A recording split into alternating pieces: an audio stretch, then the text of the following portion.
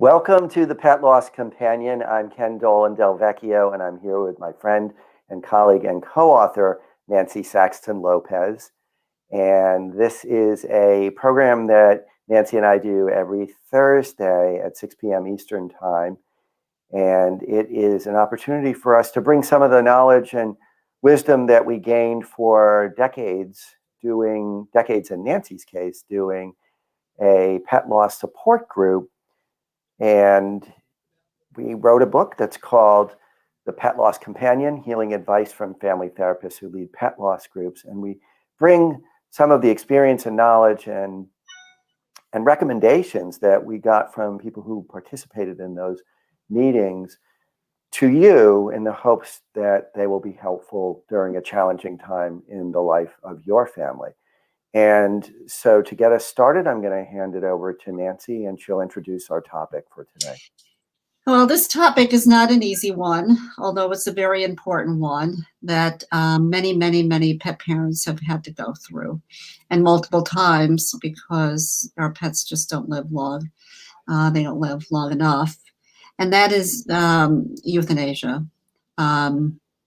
And it was interesting when I did a little more research. We have some questions that we're going to get to, but the research brought me some new information.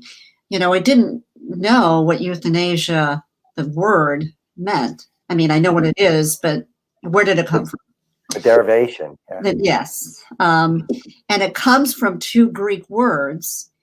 Means good, and thanatos, and I hope I'm saying that right, I'm not Greek, means death. And so actually what euthanasia means is good death, which I was like, wow, you know, that was kind of interesting for me.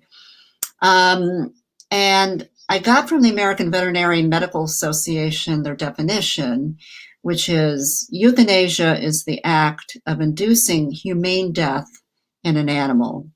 It is our responsibility as veterinarians and human beings to ensure that if an animal's life is to be taken, it is done with the highest degree of respect and with an emphasis on making the death as painless and distress-free as possible, which is really helpful for anyone to hear. And so I thought we'd start with, there are a lot of questions that come with euthanasia. And the first one is, I don't know what to do. I want my dog to die naturally, but he is so sick. I'm really struggling and want to do the best thing for him.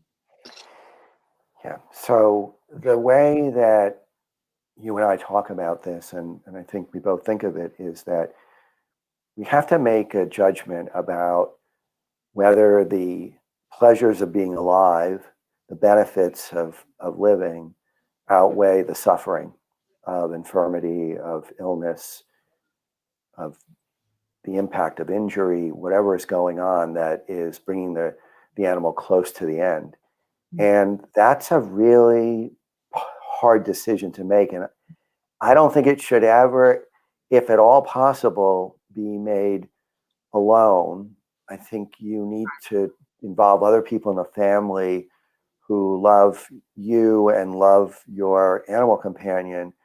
And of course, you need to be talking it over with a veterinarian who you feel a high regard for. You know, it was interesting though, in my work at Blue Pearl, there were a couple people that just refused. You know, they just, I'm not going to do that. I don't believe in it, and I'm not going to do that to my beloved animal. And it was a wonderful gentleman with a small dog, and he literally would come in periodically if the dog was very ill, and hold the dog and say, I want you to keep him here until he dies. Because he couldn't tolerate what the dog was going through, but he was refusing to allow the dog to be euthanized. And he was tortured. I mean, he really was tortured. He did not euthanize the dog. And at some point, yes, the dog died. And he did come to the group, you know, he needed to really talk about that. It was quite a process. I think it was some weeks. Yeah. It is such a hard balance, right? Because you have to you have to take into consideration, you being the guardian, your own feelings too. But part of being a guardian for such a vulnerable other being is that in certain circumstances, you really want to put their needs ahead of your own.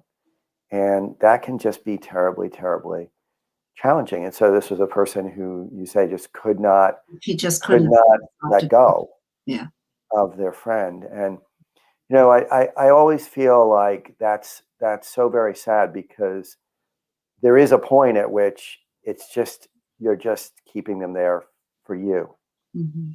And I mean, of course, if and it could be his belief system, though, right? yeah, too, that there's well, it could be, but if there were no euthanasia available, that's what would happen, and that happens in nature, and it happens with most people, that we are kept alive until we actually are not able to stay alive.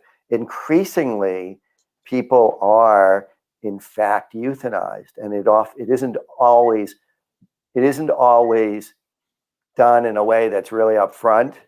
No, we in the health field know this. That but it's give them a little more opiate trip, right? And there are states and places and particular institutions where there's an understanding that if you're making a decision that clearly is not based on some psychological problem, if you're not profoundly depressed, but you're making the decision based on your physiological status and the fact that you're not going to get better, there's help available these days to help you end your life. Exactly, and New Jersey is one of them, actually.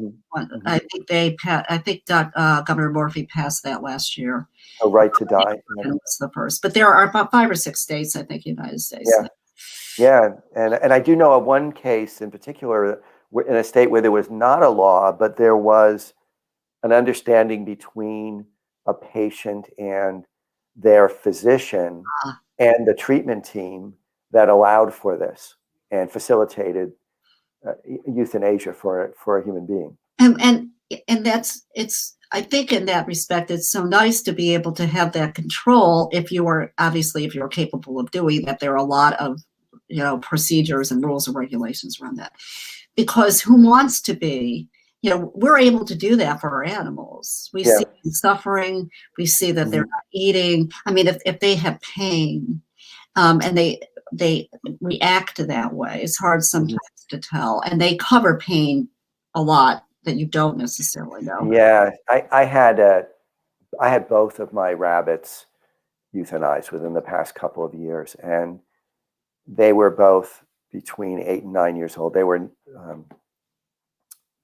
Flemish giants. They're really big rabbits, and they have shorter lives generally than the smaller ones. So they both lived to between 8 and 9. And one of them he was incapacitated and he couldn't move very much, but he could move a little bit. He could drink, he could eat. And the veterinarian told me he'll probably just slip away.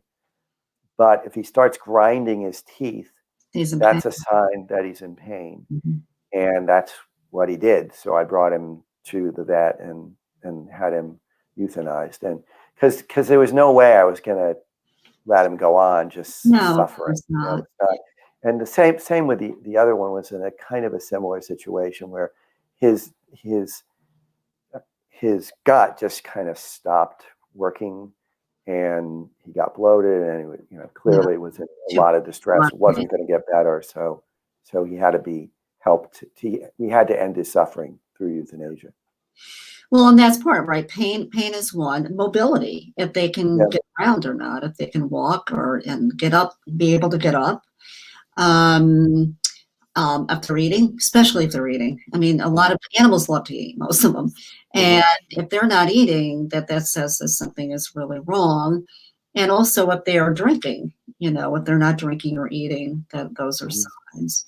If they're not like cats, don't they groom themselves? I don't have cats. But if they're very into hygiene, and if they're not doing that, that could be another indicator. My cat grooms me too.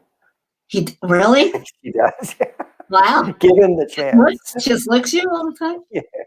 Wow. They start licking my hand. That's so nice. I mean, Maybe she's just tasting me. I don't. that could be too. I'm wondering if I'm going to be any good to eat. I'm like, but happiness is also another indicator. So more good days than bad. So all of those: pain, mobility, hunger, thirst, hygiene, happiness, more good days than bad. There are quality of life scales. One is by Alice Villabos, I believe, and the Lap of Love has a really good one too that's online. And so it is important to do the right thing for the animal, but it's hard to let go. And for the family, you know, the Veterinarian Medical Association also said you have to weigh what it is that's going to cause the family a lot of distress. So if there is an animal who is so ill that needs 24-hour care, you know, in the context of really being on top, is someone in that family going to be able to do that? You know, because if there isn't, then that could be a real stressor on the family. So it was interesting that they also took that perspective, that it's not just the quality of life for the animal, but it's the quality of life for the family. Yeah, and as you said, like, what's realistic? What can you do? Right. Can you do what's necessary? Down to financial issue. I mean, there's lots of things. Although I do think now, which is really nice for animals and pet parents, is hospice. You know, it's much more out front, you know, that there are hospice programs. So that's not available through every veterinarian's practice. No, there are special vets that do it, actually. I am hooked into a vet in vet tech. That's what they do. They're euthanasia, hospice, acupuncture. So they do more holistic, you know, methods and techniques with the animals to help them, you know, feel better. But they are hospice and euthanasia vets, and they're mobile. So they don't have an office. They do everything, you know, they go to everyone's house. Wow. Okay, so everything is a house call. Yeah.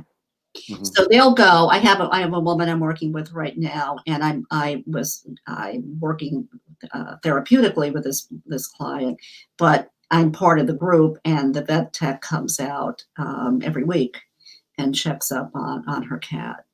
Her cat is dying, but that's what. And if people want to learn about that, they can send you an email to ask. Yeah, sure. For the particulars. Sure. Yeah, and Nancy and my email are in the description for the program if you'd like to get in touch and ask a question or give us some suggestions for topics. Yeah, because this is the hospice thing, I think, is really, really nice to have, especially for a family that's anticipatory grieving. We did that, you know, episode, because their animal is going to die, but they're being really well taken care of and not having to get into a carrier, not having to go to a vet. You know, that if somebody comes to the home, make sure that, you know, take their vitals, give them their medications that they need, do some acupuncture that would be good for pain, you know, those kind of things, until that time that they all decide that maybe it's time to euthanize. Yeah. Do we want to move on to another question? Yeah, sure. So the next one is, we are going to euthanize our beloved cat this weekend. What should we tell our kids, and should we involve them? They loved this cat so much. Yeah, we've talked about this, and it's important to involve everybody in the family. Absolutely. Everybody who is connected to this animal companion should be involved. And if you don't involve them by perhaps trying to protect them, you're probably not doing them any favors. Better to at least ask how much they'd like to be involved, how they'd like to be involved.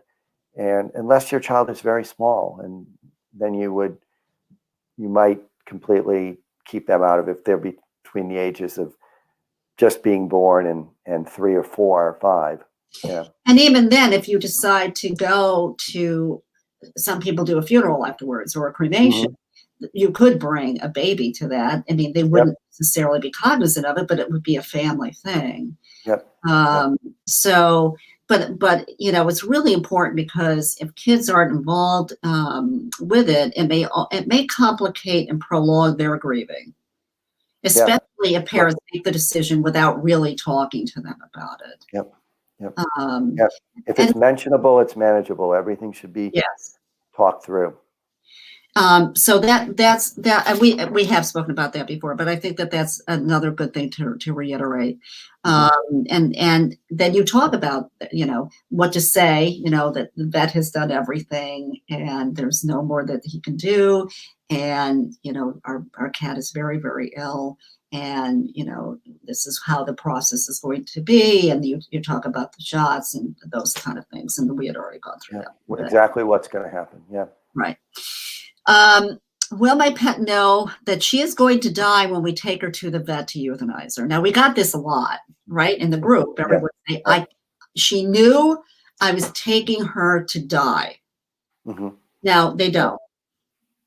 They don't. They pick up your anxiety. That's the thing, I think, is that animals are pretty perceptive, not in a way where they can put it into words, but in a way where they're feeling whatever you're feeling, whether you're calm or tense or freaking out or whatever, and they're going to mirror that, I think, to some extent at least.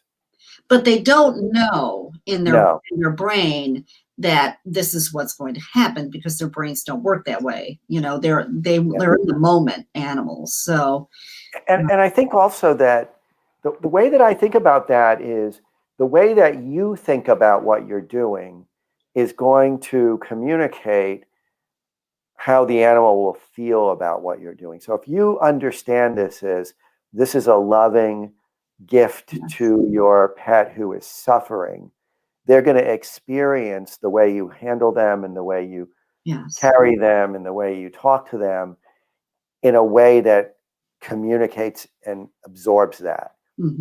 So that if you can see it as, this is something I'm doing because it's necessary and it's a kindness, right? It's a gift, right? Yeah, then they're gonna feel that energy from you. That's the way I always think about this kind of thing, and that's hard.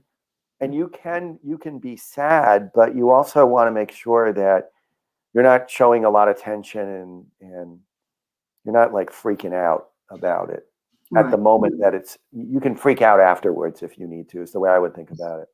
And that's true. I mean, and some people decide that they don't want to go in and they don't want to present. And others want to be there. And sometimes, unfortunately, some who decided not to go in just afterwards say, I should have done that. And so it's such an emotional procedure that some people believe that they just can't, be present, and others are okay with it. But it's too bad at the end when those that didn't were present were upset with it. Yeah, and you think about it, when particularly this year and at other times when I take one of my dogs or another animal to the vet and they need to take blood, let's say, they'll often take them in another room. Right. And they'll get assistance from one of the technicians. And I trust that they're handling my dogs in a way that is kind and gentle. And it's the same kind of thing. I mean, your animal at times is handled by caregivers and you're not present. And the way the way I think about that is, it's probably likely that if you are not there in the room, if you say goodbye and then give them to the vet to take into another room when they are going to be euthanized, you may have misgivings about that. But if you are there, you're probably going to have misgivings about it too. Yeah, I mean, it's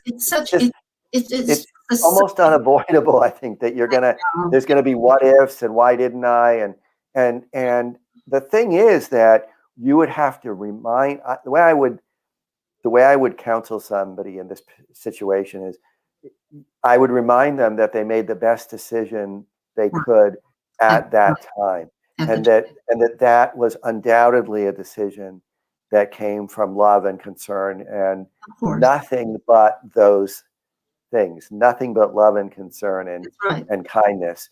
and that the rethinking of it is kind of human nature. Of course, we're all gonna think that way. There's with euthanasia, it was always the conversation was, I waited too long, or I did it too quickly. It was always something like that, because Yeah. once they have died, they're died. You know, so you and people would say a lot, I don't want to be God. I don't want to make this decision. Yeah. I don't want to make the decision. It's too hard for me.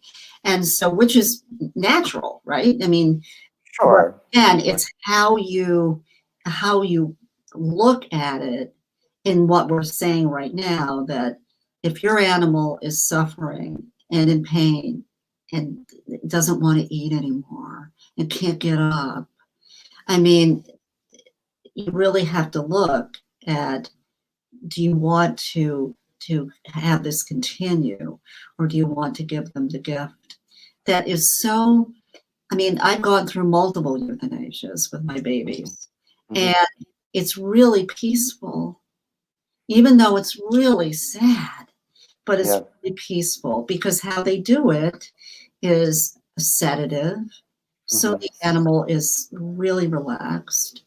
And in some cases, there's propanol, I think they use. And then there's another drug after that that will stop their heart, but they don't know. You know, they're kind of, you know, they're in a tranquil state. Right. Yeah. So it's sad. I mean, and when you feel them and you know their heart is stopped and they're not breathing, I mean, it's really sad. I mean, incredibly sad. Very difficult, very challenging. But then those questions come up. Did I do the right thing? You know, it's always like that with most of the time. I think, that the second guessing is sort of part of it's to be expected. And if it doesn't happen, that's great. That's, you know, that's good that you are comfortable in that way, but it's very common for it to happen. And that is just something you kind of walk through, and over time it settles down.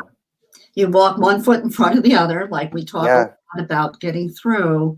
And sometimes there are the veterinarians, hopefully out there, are really explaining what might happen. You know, some people would be with their animal, you know, for a while, in my experience, and then when actually the injections were going to go in, they gave the animal back to the veterinarian, and it was done in the back. But I hope that they say that sometimes, if you are watching, the animal can have a after death reaction. You know, and that would certainly if that wasn't told to people, they would definitely freak out. And what might that look like? So the dog could, or the cat could all of a sudden move, right? Or can make, it's an agonal breath. I think that's what they call it, this breath that comes out. That is very a loud noise, or something like that, some kind of utterance. They have already died, but it's just a reaction of the body afterwards. But if the veterinarians don't say that, and it obviously it's traumatic for the pet parents. So hopefully that's in any kind of conversation out there for the people listening, you want to make sure that the veterinarians talk to you about what possibly would happen. Yeah, and ask any questions you have beforehand. Ask any questions that will help you to be prepared and know what to expect. And one of the things that's so important for all of us to do is realize that we have the right to behave like a customer, I guess you would say, when it comes to working with a veterinarian or any other professional whose services we engage. And so certainly write down all the questions that you have, all the questions that other family members have, and share them. And also it's good to choose a veterinarian who you feel demonstrates connection, compassion, concern for you, gentleness toward your animal, respect for your animal, all of those things are part of the planning for this Yeah, to I think happen. that's a good point. I want to say that there were a few people I work with during my internship that had just picked a mobile vet. They didn't know the vet. They picked a mobile vet to come to the house to do the euthanasia. Sometimes it was fine, other times it was horrendous. Because if they didn't know the animal, it was one particular woman whose animal had very, very poor veins. So the veterinarian she couldn't really get the injections in. I mean, she couldn't get, what is it called? I think that is it a catheter or something in there? Oh, wow. And couldn't get it in. Yeah. And so, and that was horrific. That sounds really distressing. So, I mean, you really want to be careful with who you pick. Yeah. You want to get some reviews and talk to people that have had that experience, especially if you don't know them. Yeah.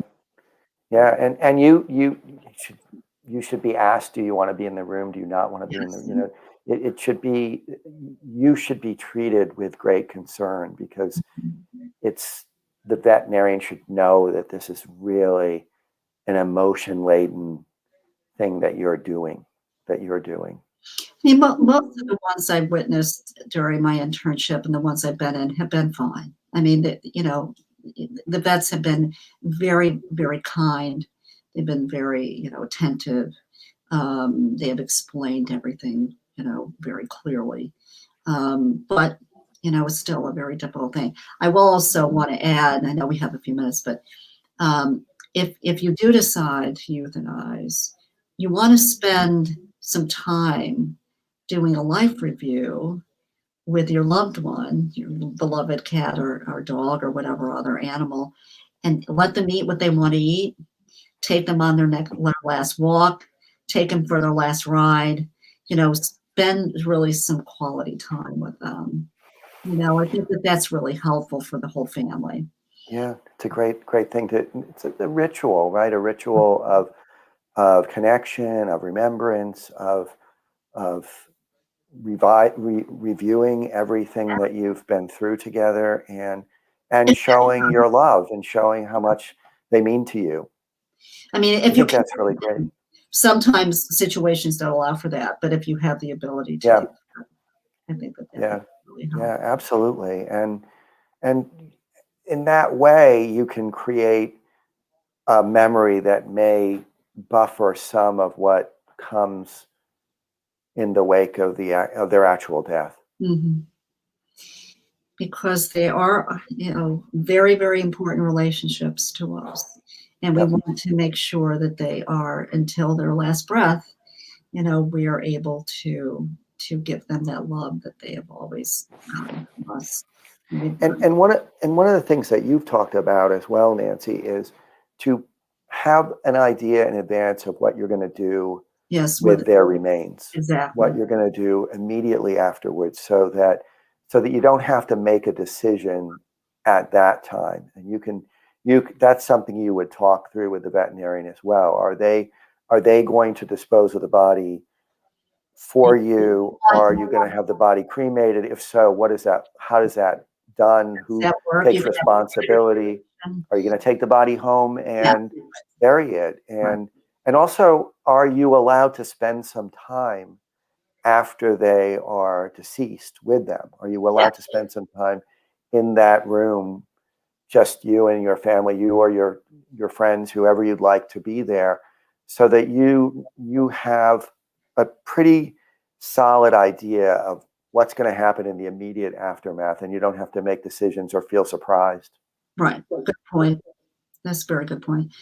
And I do think that most of the time you are allowed to be in the room as long as you want. Yep. Which is good. Yep. And yes, taking the body home, wanting to bury it yourself, even though there are laws against it, most people don't pay any attention to them. And cremations, and you could be individual or a group. Or some people elect not to get cremains back. Yeah. They want an individual, it's fine. They just want to leave. Other people want to, have their own individual cremations, or bury them, themselves. Yeah.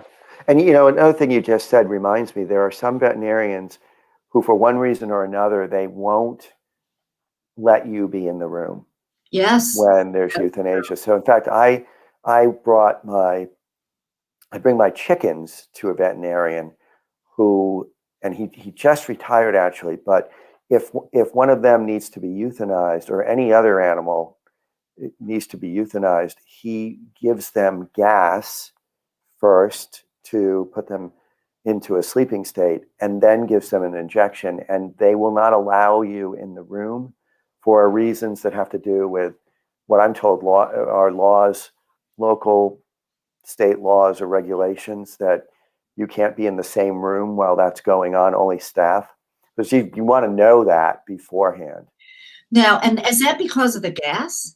I believe so, yeah. Yeah, I because believe so. I haven't heard that most of I've the never heard this before either, but I mean, he's a wonderful veterinarian, really, really helpful, and is the kind of veterinarian, one of the veterinarians in the area who will treat chickens, and my chickens are beloved pets.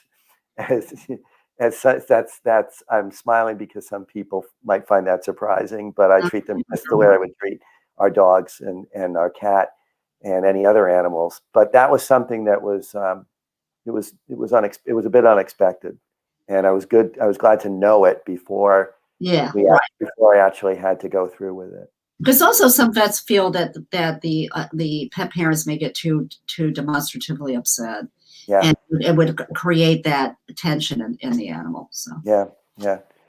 Well, we should wrap up for now. Great talking with you as always, Nancy, and I'll look forward to our next conversation. Yes. Take care, everyone.